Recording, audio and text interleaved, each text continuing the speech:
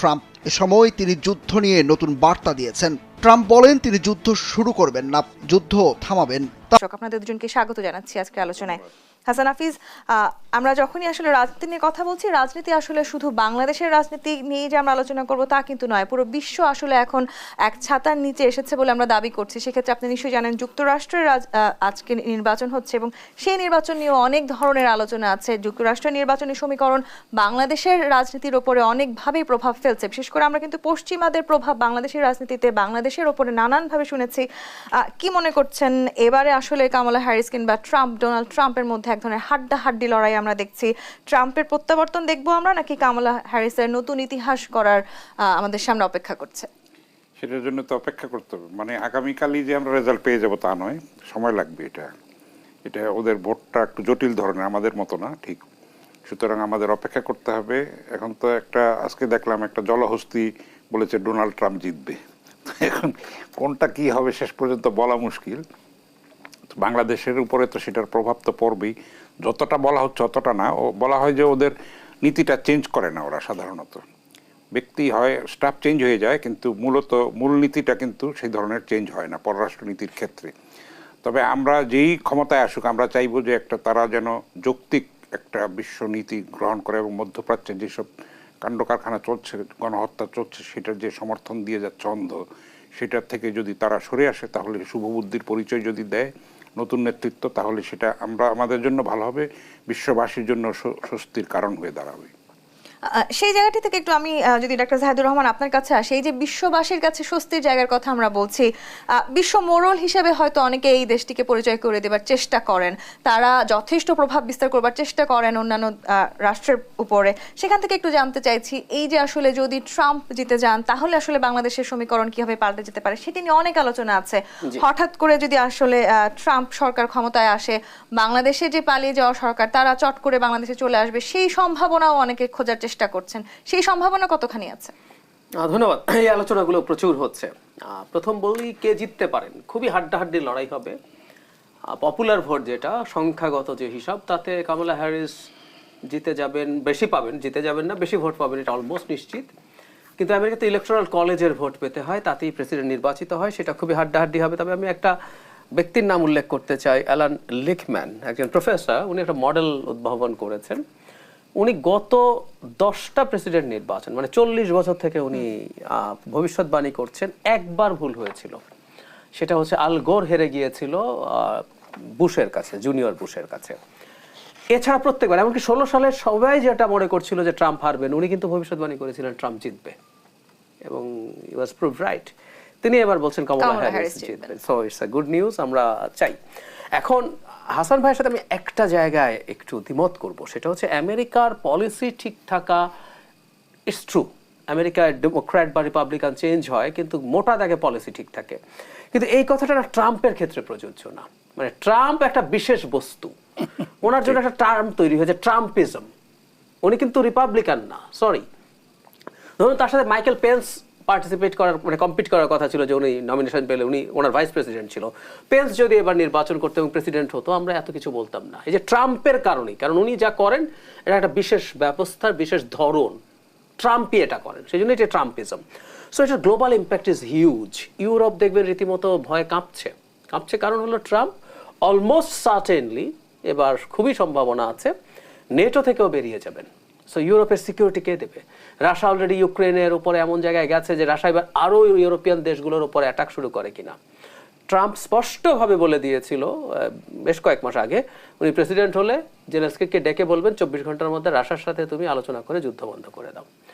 So এইরকম নানান বিষয় আছে। তার গ্লোবাল হেজিমনি যে আমেরিকার আছে, সেটা থেকে সরে আসবে, এটার প্রমাণ আছে। উনি 16 সালে যখন প্রেসিডেন্ট হয়েছিলেন, তখন কিন্তু উনি এই কাজগুলো করেছিলেন, করে দেখিয়েছেন।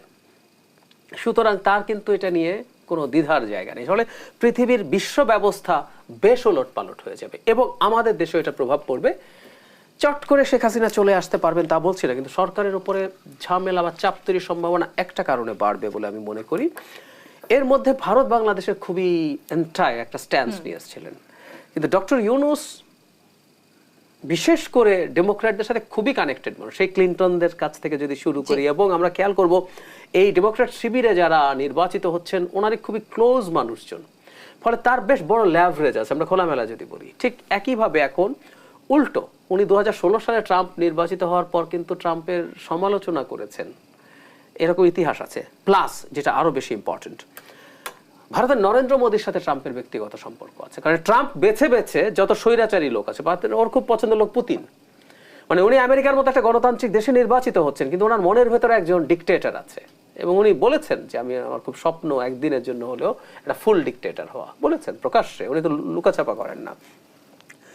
সেই ট্রাম্পের সাথে যেহেতু মোদির এইরকম সম্পর্ক, 2016 সালে মোদি প্রধানমন্ত্রী অবস্থায় ট্রাম্পের জন্য ভোট চেয়ে এসছেন, মানে এটা অবিশ্বাস্য ব্যাপার ছিল। ফলে ট্রাম্প যদি ক্ষমতায় আসেন, ট্রাম্প যেহেতু গ্লোবালি ডেমোক্রেসি, হিউম্যান রাইটস এগুলো নিয়ে এত বেশি মাথা ঘামান না, আমেরিকার পলিসির কারণে কিছু জিনিস থাকবে, কিন্তু তিনি থাকার কারণে যেটা দাঁড়াবে, যে কোনো কিছু ভারতের ক্ষেত্রে মানে করার জন্য এক ধরনের সার্টিফিকেট, ব্ল্যাঙ্ক চেক দিয়ে দিতে পারেন, এবং ভারত বাংলাদেশের উপরে চাপ বাড়ানোর ক্ষেত্রে বাংলাদেশের রাজনীতিতেও বড় প্রভাব পড়ার এক ধরনের সম্ভাবনা আছে। আমি একটা জিনিস যোগ করি, খেয়াল করবেন, ভারত যখন চাপ দিচ্ছে, আমেরিকা রাদার কাউন্টার একটা ফোর্স হিসেবে কাজ করেছে। ডক্টর ইউনূস যখন আমেরিকায় গেলেন, বাইডেন তার প্রোটোকল ভেঙে, সাধারণত এটা করেন না, সিস্টেম ভেঙে, নর্ম ভেঙে উনি বৈঠক করেছেন, এবং বিভিন্ন ক্ষেত্রে বাংলাদেশকে সাহায্য করার জন্য উনি পদক্ষেপ নিয়েছেন। এই জিনিসগুলো, এই যে একটা কাউন্টার ফোর্স, এটা ট্রাম্প আসলে অনেকটা কমে যাবে আমি মনে করি। তো সরকারের উপর চাপ বাড়তে পারে। এই যে আপনি আসলে অন্তর্বর্তীকালীন সরকারের উপর চাপের কথা বলছিলেন হাসান হাফিজ, অনেকে আবার এটিও বলার চেষ্টা করছেন ডক্টর মোহাম্মদ ইউনূস তার সাথে আসলে দুটি জায়গাতেই তার বিভিন্ন ধরনের আসলে যোগাযোগ আছে, এবং কামালা হ্যারিস আসুক কিংবা আসলে ডোনাল্ড ট্রাম্প আসুক, তিনি সেটি ম্যানেজ করে ফেলবেন। সেই সক্ষমতার জায়গায়, সেই বাস্তবতায় কি আমরা দাঁড়িয়ে আছি? সেটা তো একটা বড় প্লাস পয়েন্ট আমাদের আছে। ডক্টর ইউনূসের সেই ক্যারিশম্যাটিক একটা লিডারশিপ তো আছে, সেটা আমরা কাজে লাগাতে পারবো। এবার যদি না পারি তাহলে আর কবে পারবো, তাই না? ফলে আশাবাদের জায়গাটা কিন্তু থাকছে সামান্য হলেও। তবে আশঙ্কার ব্যাপার আছে, যেটা উনি বললেন, ট্রাম্পের মধ্যে তো উন্মত্ততা আছে একটা, সেটা জার্মান বংশোদ্ভূত, তাকে তো নাজিও বলা হচ্ছে, তাই না? সেই ব্যাপারটা একটা তার রক্তের মধ্যেই হয়তো আছে। আর আমেরিকানরা কিন্তু একটা নিজেরা যতই বলুক যে মানবাধিকারের, গণতন্ত্রের পূজারি বলে, কিন্তু তারা আবার ডিক্টেটরদেরকে পছন্দ করে, সেটা তাদের ফরেন পলিসির মধ্যেও প্রতিফলিত। আমরা দেখি তো সেই উন্মত্ততা এবং স্বৈরাচারকে সমর্থন করা, সেগুলি তো আমরা দেখি। ফলে খুব বড় পরিবর্তন হবে বলে আমার মনে হয় না। তো আমরা হয়তো অন্ধকার কিছুই সামনে আমাদের জন্য অপেক্ষমান, আমরা তবু আশাবাদী থাকবো যে একটা ভালো কিছু ঘটবে। জি, সেই প্রত্যাশা থেকে বেরিয়ে যাবার আসলে সুযোগ নেই। ডাক্তার জাহিদুর রহমান, আপনি ভারতের প্রসঙ্গেও কথা বলছিলেন। আমরা আসলে দেখেছি বেশ কিছুদিন ধরে বাংলাদেশের এখনকার যে পরিস্থিতি, সেটি নিয়ে ভারত অনেকটা ওত পেতে বসে আছে, যদি আমি বলি হয়তো ভুল বলা হবে না। সেক্ষেত্রে বাংলাদেশের রাজনীতি যে ধরনের চাপ সৃষ্টি হচ্ছে, কিংবা আমরা আসলে বেশ কয়েকটি দিন ধরে আসলে এই ধরনের কিছু অস্থিতিশীল পরিবেশ তৈরি করার চেষ্টা দেখছি, আমরা যখনই আসলে সংস্কারের কথা বলবো, আমরা পরিবর্তনের কথা বলবো, সেই পরিবর্তনগুলো তো আসলে আমাদের নিজেদের থেকে শুরু করতে হবে। সেই শুরুটিকে আমরা করতে পেরেছি কিনা? আপনাকে দিয়ে আমি আপনি নিজে শিল্পকলা একাডেমি নাটক বন্ধ যেদিন হয়ে গেল, আপনি বলছিলেন যে আপনি সেখানে উপস্থিত ছিলেন, সেখান থেকে যদি একটু শুরু করি। আমরা তো এমন রাষ্ট্র আসলে চাইনি যেখানে আমরা নিজেদের মত প্রকাশ করতে পারবো না, স্বাধীনভাবে সব কাজ করতে পারবো না।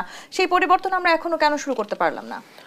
আমি স্বাধীন মত প্রকাশের ক্ষেত্রে যে ঘটনার কারণে এটা হয়েছে, আমি এটাকে ঠিক স্বাধীন মত প্রকাশ কিনা, লিমিট আছে কিনা আলাপ করতে পারি, কিন্তু আমি মনে করি এটার জন্য নাটক বন্ধ করে দেওয়া দরকার ছিল না। যেই নাটক দলের একজন, যিনি যে স্ট্যাটাস শেয়ার করেছেন, যেখানে ডক্টর ইউনূস সহ আমাদের যারা এই অভ্যুত্থানের নেতৃত্ব দানকারী ছাত্ররা ছিলেন, তাদেরকে জিন্ডা টুপি পরিয়ে রাজাকার বলা হয়েছে, এবং তাদেরকে এই রাজাকারের কবল থেকে বাঁচাতে হবে।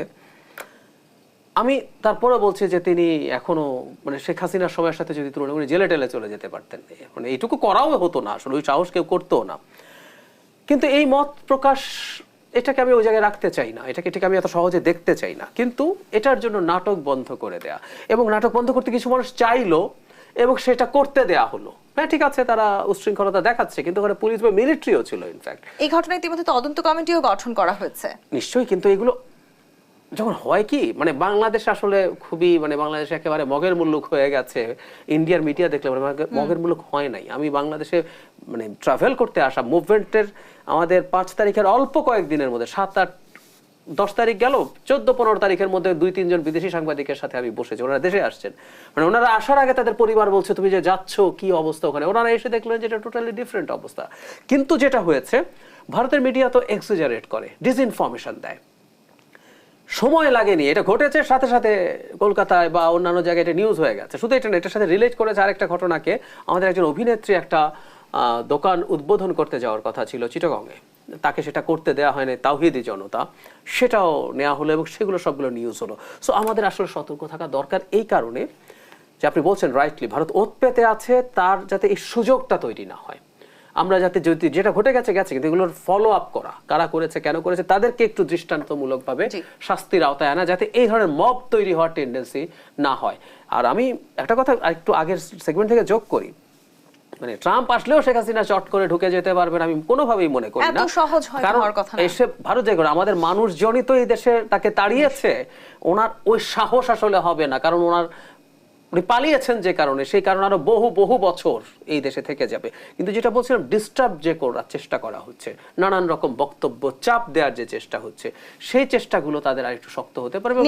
আমরা সবসময় যে প্রভাবগুলো দেখি, সেই প্রভাব বিস্তার করার সুযোগ বাড়ছে কিনা? না, আমি সেটা বলতে চাই, কিন্তু এই যে সরকারকে একদম ডিস্টার্ব করার চেষ্টা, নানা ফর্মে ডিস্টার্ব করার চেষ্টা, যখনই কিছু ঘটছে সেটাকে এক্সাজারেট করা, সেটাকে এক্সাজারেট করে বলা, এবং এটা শুধুমাত্র যে মিডিয়া করছে তা না, তাদের সরকারের পক্ষ থেকে। আমি একটা উদাহরণ দিই, দুর্গাপূজার সময় পুরনো ঢাকায় একটা কাঁচের বোতল, এটাকে পেট্রোল বোমা বলা হয়, যেটা ভাঙেও নি, ওটা ছবি পত্রিকায় এসছে, এটা ভাঙেও নি।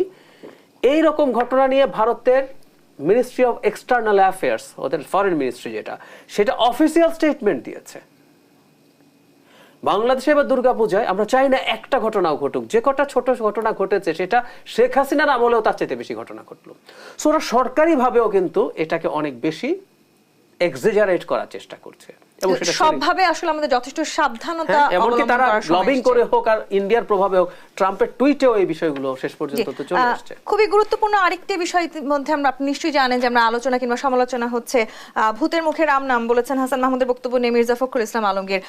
আওয়ামী লীগের কথা আমরা বলছিলাম যে যেই সরকার আসলে পালিয়ে গিয়েছে, তারা আসলে আর কতদিন পরে বাংলাদেশে এসে বাংলাদেশের জনগণের সেই আস্থা ফিরে পাবে সেটি নিয়ে যথেষ্ট সন্দেহ প্রত্যেকের মনেই আছে। তারা বিএনপির সঙ্গে কাজ করতে চায়, গণতন্ত্র পুনরুদ্ধারে তারা কাজ করতে চায়, কতখানি সম্ভব? গণতন্ত্র ধ্বংসই বা করেছিল কি, সেটার বিচার তো আগে করতে হবে, তাই না? কেন ধ্বংস করেছিল, কেন ইনক্লুসিভ নির্বাচন করেনি তারা? এখন তো সেই কথা বললে হবে না। তারা যা করেছে, যেই সব কিছু ভেঙে চুরে তছনছ করে দিয়েছে, সেটার বিচার তো আগে হতে হবে, তারপরে দেখা যাবে অন্য কিছু। নিষিদ্ধ করা প্রয়োজন নেই, মানুষই প্রত্যাখ্যান করবে, তাদের মানুষকে বারবার মনে করিয়ে দিতে হবে। আমরা তো বিস্তৃতি পরায়ণ জাতি, তো সেই জন্য মনে করিয়ে দিবে তাদের অ্যাট্রোসিটিস, বর্বরতা, স্বৈরাচার, এবং এতগুলি রক্তের দাগ এখনো শুকায়নি, সেই ক্ষতস্থান এখনো কিন্তু দগদগে হয়ে আছে। সেগুলির বিচারটা আগে হবে, তারপরে অন্য কিছু। সেই সহিষ্ণুতার পরিচয় আমরা যেন দেই, আমরা মব জাস্টিস যেন না করি, কিন্তু আমরা কঠিন বদলাটা নিতে চাই যৌক্তিক এবং ন্যায্য বিচারের মাধ্যমে। যে বিশেষ করে যে প্রাণ হারিয়েছে তাদের সেই বিচার আসলে আমাদের চোখের সামনে হওয়াটা খুব জরুরি। ডাক্তার জাহিদুর রহমান, কতখানি সহজ আসলে আমি চাইলাম, আমি দীর্ঘদিন একনায়কতন্ত্র বজায় রাখলাম, আমি চাইলাম, আমার ইচ্ছে হলো, আমি কয়েকদিনের মধ্যে বললাম আমি গণতন্ত্র ফিরে পেতে চাই, এবং যিনি বলেছেন তিনি তার সময় আসলে বিএনপির সবচেয়ে কড়া সমালোচক ছিলেন, সেটি বললেও হয়তো খুব একটা ভুল হবে না। এতই কি তার মানে তারা সহজ মনে করছেন? বাংলাদেশের সমস্ত দাবি দেওয়া, এতগুলো প্রাণ চলে গেল, সবকিছুই কি এতই সহজ ছিল? আমি ওনার ইন্টারভিউটা শুনলাম, মানে খুবই বিরক্তিকর, বাট শুনলাম, কারণ আমি যেহেতু আপডেটেড থাকতে চাই। এবং আপনি রাইটলি বলেছেন, বিএনপি নিয়ে কথা তাকে ফান করে বিএনপি বিষয়ক মন্ত্রী এরকমই বলা হতো, এবং যেসব ভাষা ক্রমাগত ক্ষমতায় থাকার দম্ভ, সেই দম্ভ থেকে যা যা বলার, ওখানে যিনি উপস্থাপক ছিলেন তিনি নানান ফর্মে তার কাছে তার কোনো অনুতাপ আছে কিনা, তার কোনো দুঃখবোধ আছে কিনা সেটা বোঝার চেষ্টা করছিলেন। যদিও যিনি মডারেট করছিলেন তাকে অনেক তোয়াজ করে কথা বলছিলেন, এত তোয়াজ করার দরকার ছিল না। একটা পতিত স্বৈরাচার মাফিয়া, তার সাথে আর একটু টাফ ভাবে চেষ্টা করাই দরকার ছিল। কিন্তু আমি দেখলাম উনি যে অনুতপ্ত, ওনারা যা করেছেন। আর একটা কথা জরুরি, আমরা এই একটা জিনিস যাতে ভুল না করি, ওখানেও সেই জুলাই সেই ইন্টারভিউতে আওয়ামী লীগ তো জুলাই মাসে দেশকে শেষ করেন, ফর গডস সেক, দীর্ঘ 17 বছর ধরে। আমি 17 বছরের মধ্যে প্রথম টার্মটা যদি ছাড়ও দেই, 14 পর থেকে অ্যাটলিস্ট 10 ইয়ার্স এই দেশটাকে শেষ করেছেন। কি করে নাই এই দেশকে? ফলে এই অনুতাপ শুধু জুলাই মাসের জন্য, কিন্তু জুলাই মাসের ওই ম্যাসাকার, জুলাই অগাস্টের এই ম্যাসাকারের জন্য কোনো অনুতাপ দেখিনি। ঘুরিয়ে পেঁচিয়ে কথা বলছেন যে আপনার কি বলেছে, মানে ডক্টর ইউনূসের সময় এটা হওয়া যেমন তাদের দায়, তেমনি আমাদের দায়, মানে ওনার কথার জবাবগুলো এরকম। সো এই কথাটাই বলতে যাচ্ছি, এগুলো প্রত্যেকে সাইকোপ্যাথ। একটা মাদার সাইকোপ্যাথ আছেন শেখ হাসিনা, তার সাথে যারা যারা শেষ পর্যন্ত ক্লোজলি ছিলেন। এটাই নিয়ম, আপনি আসলে ডিমান্ড সাপ্লাই এর ব্যাপার, সেটারই সাপ্লাই হয় যেটা ডিমান্ড আছে। তো শেখ হাসিনার যে ইনার সার্কেল, যেটা ক্ষমতাটাকে মূলত ইয়ে করেছে, এর মধ্যে সাইকোপ্যাথরা একত্র হয়েছে। সাইকোর মধ্যে রিমোর্স থাকে না, অনুতাপ থাকে না, কোন রকম কোনো অনুতাপ তার কথার মধ্যে দেখলাম না, তার বডি ল্যাঙ্গুয়েজে দেখলাম না, তার টোনে দেখলাম না। 3000 কত পুলিশ মারা গেছে, কোনখানে এটা নাকি লিখেছে, উনি ওটা নিয়ে আলাপ করছেন। আমি একটু এই জায়গাটি নিয়ে আলোচনা করতে চাই। বিএনপির সাথে কাজ করতে আওয়ামী লীগ আগ্রহী বলেছেন তিনি। আসলে কতখানি সহজভাবে তারা, আমি জানি না দেশে ফেরত আসবেন কিনা, আদৌ তারা তাদের নিজেদেরকে বাঁচাবার জন্য তারা দেশে ফিরবেন কিনা, সেটি নিয়েও যখন আসলে সাধারণ মানুষের মনে প্রশ্ন আছে, সেই সময় এই মুহূর্তে দেশে এসে বিএনপির মতো একটি বড় রাজনৈতিক দল, বিরোধী দল, যাদেরকে তারা দীর্ঘদিন নির্বাচনের বাইরে রাখার সমস্ত ধরনের চেষ্টা করেছে, তাদের সাথে কাজ করার সুযোগ আসলে আওয়ামী লীগ কতখানি পাবে? আমি উত্তর নিব, একটি বিরতি নিয়ে ফিরতে হবে। দেশ সাম্প্রতিক বিরতি নিয়ে ফিরছি, সাথেই থাকুন।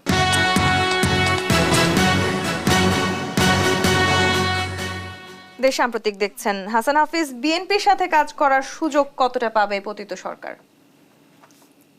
খুব একটা বেশি পাবে বলে তো মনে হয় না, কারণ আরো অনেক সামনে রাজনৈতিক রসায়ন আমরা দেখব, পোলারাইজেশন দেখব, তাই না? বিচারটা যখন শুরু হবে, আন্তর্জাতিক অপরাধ ট্রাইব্যুনালের যখন বিচারটা শুরু হয়েছে, যখন কনভিক্টেড হয়ে যাবে, তখন তো অন্যরকম সিনারিও হবে, তাই না? তখন শেখ হাসিনাকে সরকার ফেরত চাইবে, তখন ভারতের পরীক্ষাটা হবে, তারা বন্দি প্রত্যর্পণ চুক্তি কতখানি মানছে সেটা দেখবে।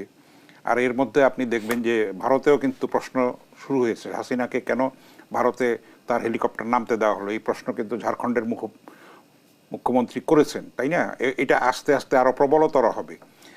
ফলে মোদিও খুব শান্তিতে আছে যে এটা বলা যাবে না, যে এইভাবে অন্যায়ভাবে এই স্বৈরাচারকে প্রশ্রয় দিচ্ছে এবং আমাদের যে অতিরঞ্জন করছে, এক একটা ইস্যু খুঁজে বেড়াচ্ছে, এবং সেটা দিয়ে ট্রাম্পের মতো উন্মত্ত লোকও কিন্তু টুইট করছে বাংলাদেশের সংখ্যালঘু কার্ড কি খেলছে, এটা নানান ধরনের, সেগুলিও বরদাস্ত করা যায় না কোনোভাবে। ভারতের মিডিয়ার অতিরঞ্জন, দেশের ভিতরে ষড়যন্ত্র, দেশের বাইরে ষড়যন্ত্র, সীমান্তে এখনও রক্ত ঝরে। ফলে একটা স্ট্রেইনড রিলেশন ভারতের সঙ্গে আমাদের আছে। এটা ভারতেরই উচিত হবে এটাকে ক্লিয়ার করা, যতটা সম্ভব সহনীয় পর্যায়ে পিপল টু পিপল একটা সম্পর্ক তৈরি করা, একটা কোনো পার্টির সঙ্গে না, কোনো ব্যক্তির সঙ্গে না, পতিত স্বৈরাচারের পক্ষে না। এটা যতদিন ভারত কন্টিনিউ করবে তখন কিন্তু এই কাঁটাটা আমাদের থেকেই যাবে। আমরা চাইবো না আমরা আমাদের স্বাধীনতা সার্বভৌমত্বের প্রশ্নে আগের মতো আমরা নতজানু নীতি আমরা গ্রহণ করব না। আমাদের বীর তরুণরা আছে, 4 কোটি অতন্দ্র প্রহরী ছাত্র তরুণ আছে, তারা দেশের স্বাধীনতা সার্বভৌমত্বের প্রতীক, এবং এটা তারা রক্ষা করবে, জীবন দিয়ে হলে রক্ষা করবে। সেই প্রত্যাশা আমরা করতে চাই। ডাক্তার জাহিদুর রহমান, গণতন্ত্র পুনরুদ্ধারের কথা বলছে আওয়ামী লীগ। ঠিক আজকে 5 তারিখ নভেম্বরের, 3 মাসের মধ্যে একটি দল যাদেরকে সরাতে আমাদের দীর্ঘ 17 থেকে 18 বছর লড়াই করতে হয়েছে, তারা 18 বছরে বুঝতে পারেনি তাদের গণতন্ত্র হরণ করছে তারা, কিন্তু 3 মাসে তারা বুঝতে পেরেছে যে গণতন্ত্র পুনরুদ্ধার করতে হবে। সেটিকে আমি একটি পরিবর্তন যদি ধরেও নেই, ভূতের মুখে রাম নাম যেমন, তেমনি ঘোড়াও শুনলে হাসবে, সেই জায়গাটিও হয়তো কাজ করছে। সম্ভাবনা আসলে কতখানি দেখছি আমরা, কিংবা আওয়ামী লীগের এই রাজনীতিতে, বাংলাদেশের রাজনীতিতে ফেরত আসার সম্ভাবনাই বা কতটুকু আছে এখন? আচ্ছা, আমি আওয়ামী লীগকে এইবারকার কথা বলছি না। আওয়ামী লীগ এর আগে, মানে মাঝখানে 96 সালে তারা যখন ক্ষমতায় ছিল, সেবার তারা এই রকম হয়ে ওঠার চেষ্টা করেনি। তার আগে শেখ হাসিনার বাবা শেখ মুজিবুর রহমান স্বাধীনতার পর কি করেছিলেন? রীতিমতো সংবিধান সংশোধন করে একদলীয় রাষ্ট্রে পরিণত করেছিলেন, এবং উনি সম্রাটে পরিণত হয়েছিলেন। 4th সংশোধনীর যা যা করেছেন আপনি যদি পড়েন, দেখবেন এক ব্যক্তির হাতে, সম্রাটের হাতে এত ক্ষমতা ছিল না। সো আওয়ামী লীগ শুধু এখনকার আওয়ামী লীগ না, এর আগেও আওয়ামী লীগের চরিত্রই এটা, মানে তার মধ্যে স্বৈরাচারী হয়ে ওঠার উপাদান সামওয়্যার বিলং করে আওয়ামী লীগ না, রাদার আমরা বলি শেখ পরিবারের। কারণ এখন পর্যন্ত শেখ পরিবারের বাইরে, শেখ হাসিনা আসার আগে আওয়ামী লীগ কয়েক ভাগ যখন হয়েছিল, ভিন্ন নেতৃত্ব ছিল, কিন্তু মোটা দাগে ক্ষমতায় গেছে শেখ পরিবারের হাত ধরে। সুতরাং শেখ পরিবারের মধ্যেই পরিবারতন্ত্র দেখেছি আমরা। শুধু পরিবারতন্ত্র না, পরিবারতন্ত্র থাকা এক জিনিস, আর তার মধ্যে স্বৈরাচারী চরিত্রটা সেটা আছে। সে আওয়ামী লীগ এখন গণতন্ত্রের কথা বলছে, খুবই সুন্দর ব্যাপার। অন্তত 3 মাসের মধ্যে সেই বিষয়টি রিয়েলাইজ করতে পেরেছে কি? না, একেবারে রিয়েলাইজ করতে পারেনি। তারা এটা কৌশলগত কারণে করছে। কারণ তারা যেটা ধারণা করছে, যেহেতু বিএনপি মনে করছে আর্লি একটা ইলেকশন দেওয়া দরকার, এবং সরকার যেহেতু বলছে সরকার কিছু সংস্কার করতে চায়, এবং বিশেষ করে ছাত্রদের 2টো সংগঠন, বৈষম্য বিরোধী ছাত্র আন্দোলন এবং নাগরিক যে কমিটি হয়েছে, তারা চাইছে বেশ কিছু সংস্কার হয়ে বিভিন্ন সেক্টরে তারপর নির্বাচন হবে। ফলে তার জন্য একটু বেশি সময় লাগতে পারে। আওয়ামী লীগ মনে করছে এটা নিয়ে যদি বিএনপির সাথে ছাত্রদের কোনো বা সরকারের কোনো সংঘাত হয়, কোনো রকম কোনো মতদ্বৈততা হয়, যেটা জন্য যদি বিএনপি মুভমেন্টের দিকে যাওয়ার চিন্তা করে, সেটার সুযোগ আওয়ামী লীগ নিতে চায়। ওটাই তারা বিএনপির সাথে একত্র হয়ে সরকারকে ডিস্টেবিলাইজ করার চেষ্টা করবে, এই কথাটাই তারা মানে বলার চেষ্টা করেছে। আমি মনে করি বিএনপির মাথায় যথেষ্টের চেয়ে বেশি বুদ্ধি আছে যে 3 মাস 6 মাস না, 3 বছর 6 বছরে আওয়ামী লীগের সাথে যদি কেউ কোনো ধরনের অ্যালায়েন্স করে, বিএনপি তো প্রশ্ন নাই, কারণ বিএনপির এই সরকারের বিরুদ্ধে যদি আন্দোলন করতে হয় বিএনপি মোর দেন এনাফ, ভোট করলেও বিএনপি মোর দেন এনাফ জেতার জন্য। কিন্তু আওয়ামী লীগের সাথে আর কেউ যদি কোনো না কোনো ধরনের যোগসূত্র দেখে, তারও ভবিষ্যৎ আসলে রাজনীতি ঝুঁকির মুখে পড়ে যায়। সেটি যেমন আসলে বাস্তব, কিন্তু হাসান হাফিজ, রাজনীতিকে আমরা দেখেছি নানানভাবে মেরুকরণ করার চেষ্টা করা হয়েছে, রাজনীতিকরণের এক ধরনের চেষ্টাও আমরা দেখেছি 1/11-এর সময়, কিন্তু নিষিদ্ধের যে রাজনীতি সেটি মোটা দাগে হয়তো আওয়ামী লীগই শুরু করেছিল। এখন যদি আবার সেই নিষিদ্ধের রাজনীতিতে আওয়ামী লীগকে নিষিদ্ধ করার মধ্যে দিয়ে যদি সেই রাজনীতিতে আমরা চলা শুরু করি, সেটিও বা আমাদের জন্য কতখানি ভালো হবে? নিষিদ্ধ না করাই তো ভালো, সেটা বিএনপিও বলেছে, তারা নিষিদ্ধ করার পক্ষে নয়। মানুষের ভালোবাসা যে পাবে সে ক্ষমতা আসবে, সেটাই তো স্বাভাবিক। জনপ্রতিনিধিত্ব সেখান থেকেই হবে। সেই জায়গাটিতে ঘুরে দাঁড়ানোর সক্ষমতা কি আওয়ামী লীগের আছে? এখনো পর্যন্ত সেটা নেই, এবং যত এগুলি বিচারগুলি হতে থাকবে এবং যত মামলা হবে, তারা যেভাবে হত্যা করেছিল, গুম করেছিল, মামলার পর মামলা দিয়ে বিএনপিকে জর্জরিত করেছিল, প্রাণহানি ঘটিয়েছিল, সেগুলি বদলা কিন্তু ইতিহাস নেবে। ইতিহাস কিন্তু হিস্ট্রি রিপিটস ইটসেলফ বলা হয়, তো সেটা আমরা দেখব। সুতরাং আমি মনে করি না যে খুব চট করেই যে আওয়ামী লীগ কোনো পুনর্বাসিত হয়ে যাবে। এবং ছাত্ররা আপনি দেখেন বিভিন্ন সচেতন মহল কিন্তু জাতীয় পার্টিকে সেইভাবে চিহ্নিত করেছে স্বৈরাচারের দোষর হিসেবে, সেটা সঠিকভাবে চিহ্নিত করেছে, এবং তাদেরকে পুনর্বাসনের যে কোনো চেষ্টা ছাত্র জনতা রুখে দেবে। সেটা কিন্তু সেটা অসহিষ্ণুতার মাধ্যমে যেন না হয়, জ্বালাও পোড়াওয়ের মাধ্যমে যেন না হয়, বলপ্রয়োগের মাধ্যমে যেন না হয়, রাজনৈতিকভাবে সেটা করা দরকার, ধৈর্য এবং সহিষ্ণুতার মধ্যে দিয়ে করা উচিত। দীর্ঘ 15 বছর আসলে এই রাজনৈতিক দলটির যদি আমরা কর্মকাণ্ড বিশ্লেষণ করি, তাহলে হয়তো খুব একটা সহানুভূতি এই মুহূর্তে বাংলাদেশের মানুষের তাদের প্রতি গড়ে উঠবে সেই সুযোগ খুবই কম। ডাক্তার জাহিদুর রহমান, সেখানেটাই আমি একটু আসতে চাই। এই ধরনের সংগঠনের প্রতি কিংবা ছাত্রলীগের কথাও যদি আমি বলি, তাদের প্রতি ক্ষোভ থাকবে মানুষের, সেটি যেমন স্বাভাবিক, তেমনি এই ধরনের সংগঠন বা এই ধরনের কর্মকাণ্ডের বিরুদ্ধে আমরা যে ধরনের শাস্তিমূলক ব্যবস্থার কথা বলছি, সেই শাস্তিটা কার হবে? দলের নেতৃত্বের, নাকি আসলে শাস্তির মাত্রা বা ধরনটা আসলে কেমন হওয়া উচিত? দুটো ব্যাপার। একটা হচ্ছে আপনি যখন কাউকে খুন করলেন, আপনি পেশাদার খুনি, আপনি 20 জন 25 জন 100 জন মানুষকে খুন করলেন, ওটার খুনের একটা ধরন আছে। আপনি এমনি কাউকে খুন করে ফেলেন, একটা ধরন আছে। আর আপনি কিছু কিছু খুন আছে যেগুলো আন্তর্জাতিক আইনে মানবতা বিরোধী অপরাধ বলে। শুধু খুন না, আপনি গুম করেছেন কাউকে।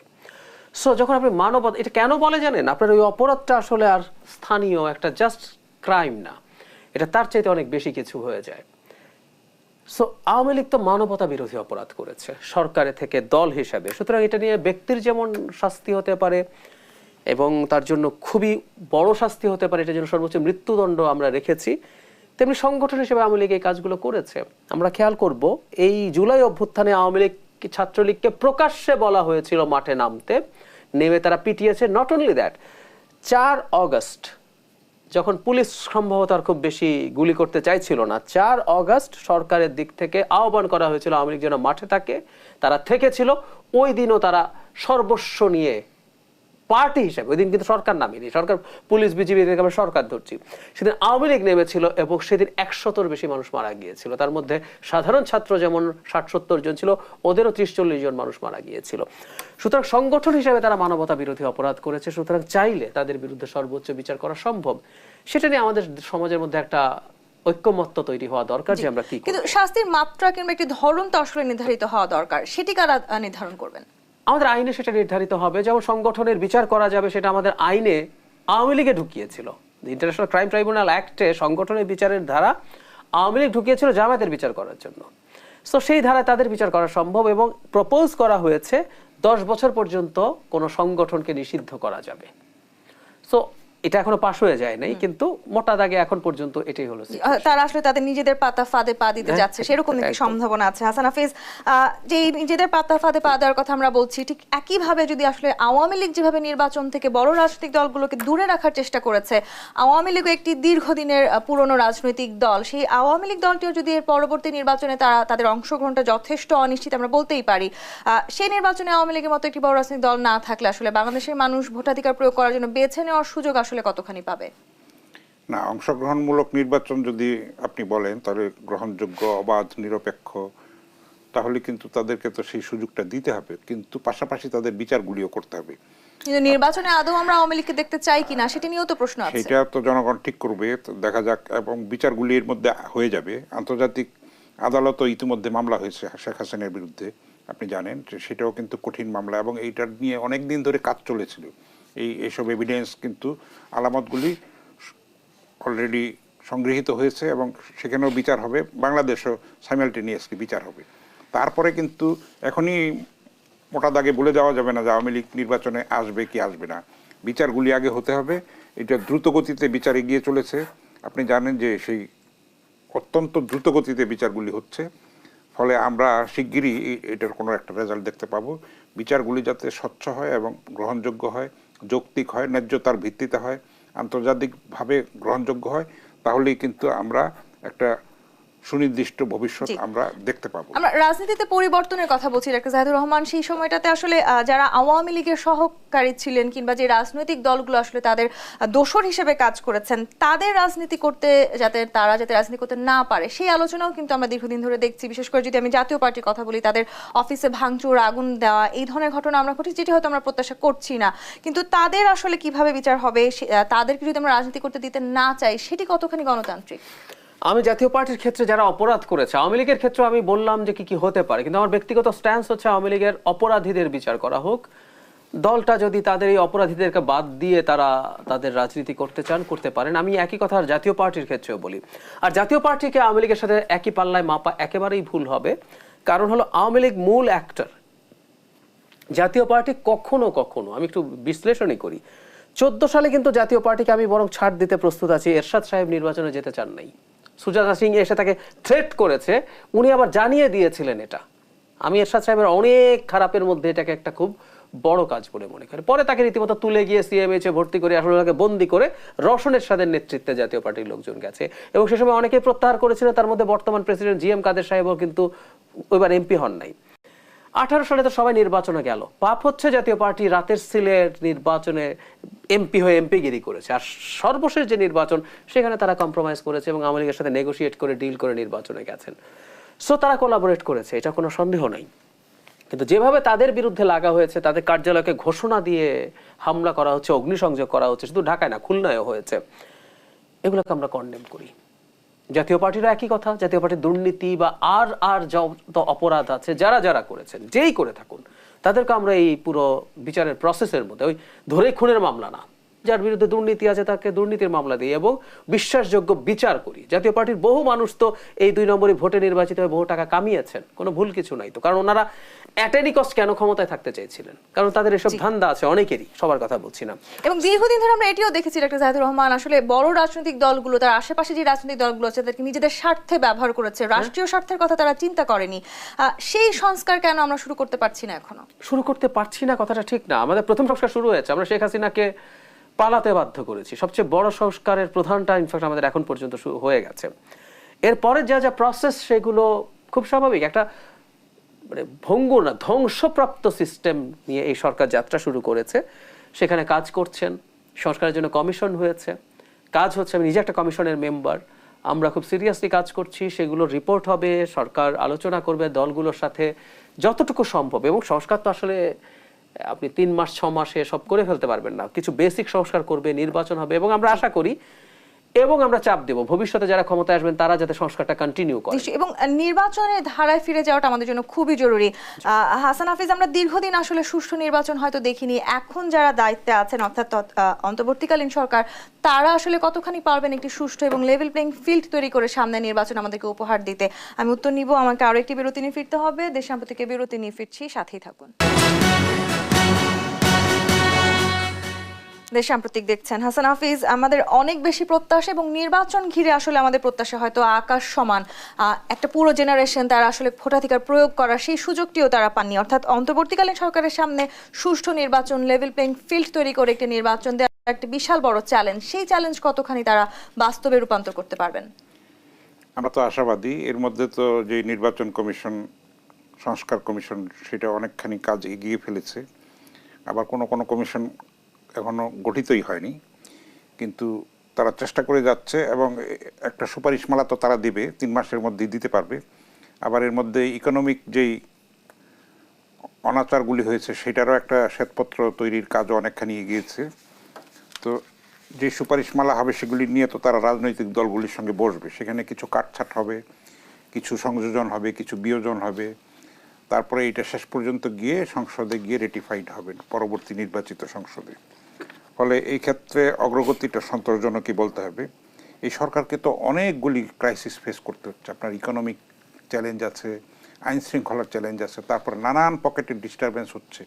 আপনি জানেন যে এর মধ্যে পুলিশের মধ্যে সমস্যা হয়েছে, বিচারাঙ্গনে সমস্যা হয়েছে, প্রতিদিন রাস্তাঘাট বন্ধ থাকছে, নানান ধরনের দাবি দেওয়া, পৃথিবীর সমস্ত দাবি দেওয়া কিন্তু এই সরকারের উপরে 3 মাসের মধ্যে সব চাপিয়ে দেওয়া হচ্ছে। তো ফলে তারা কাজ করার সুযোগ পাচ্ছে না, আমাদের মধ্যে সহিষ্ণুতাটা নাই।